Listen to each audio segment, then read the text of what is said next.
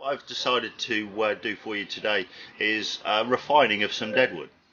We've done a lot of block carving for you in the past, and I've always said that you just take that leaf, put it outside, and let it weather. Uh, that you do, and this tree is a perfect example of that. This is pomegranate. This is collected in Sicily, and it's had several years in a pot just sitting around doing basically nothing. There's a couple of big chainsaw cuts here, one of which is much older than the other, and all this deadwood here is all old, it's dried, and it's nicely seasoned. We've just got one small live vein here that splits into three. That sort of fuels the whole top growth of the tree.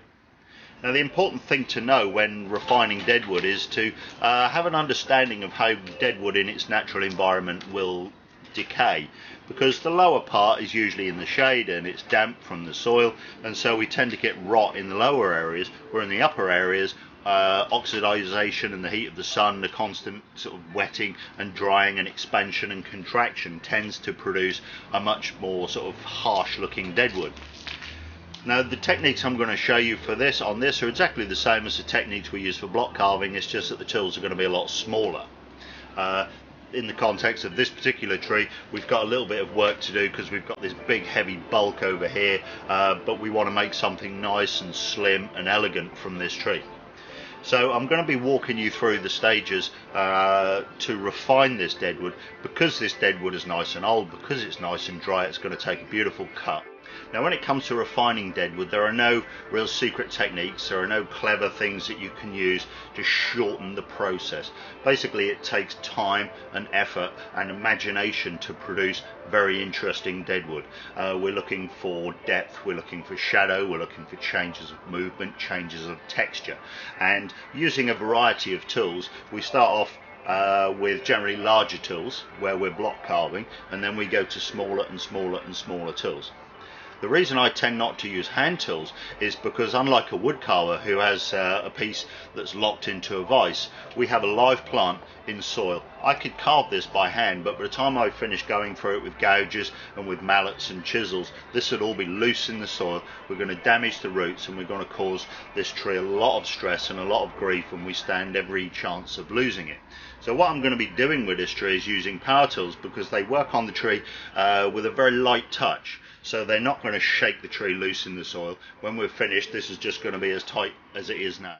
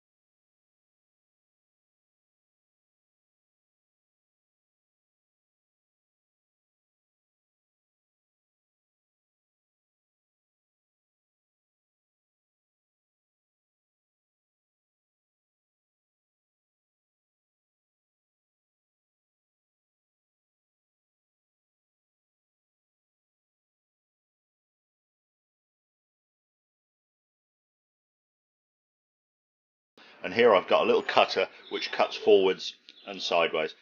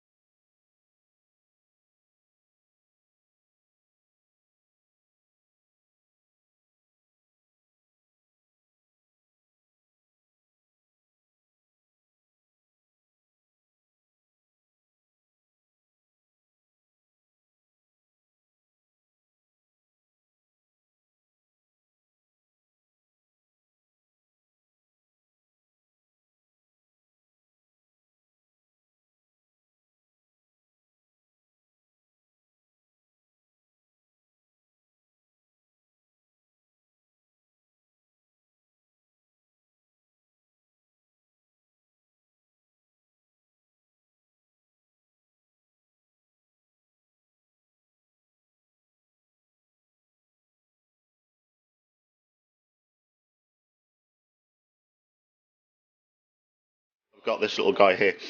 This is a standard flat rotary wire brush, but what's happened with this is it's been soaked in epoxy resin and then compressed. That makes a very narrow wheel with a very nice cutting edge that is very good for this detailing work. So what I'm going to do is just use this to blend this all together.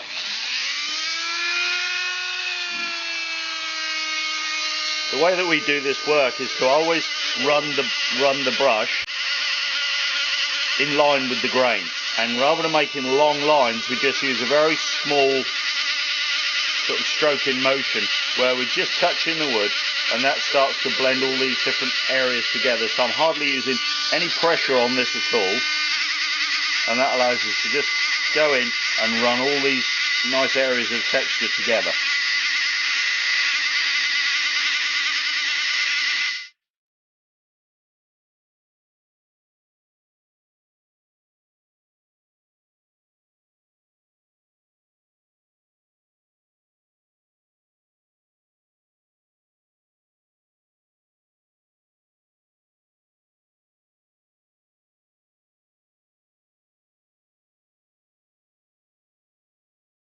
Now the brush has done its work, I need to clean out some of these little tiny indentations and areas. There's some dead bark and some softwood, and for that I'm going to use this pinnacle. This is a tiny little cutting bit with a tip just about like a needle, and that's going to get right into there and help me to clean some of those holes out.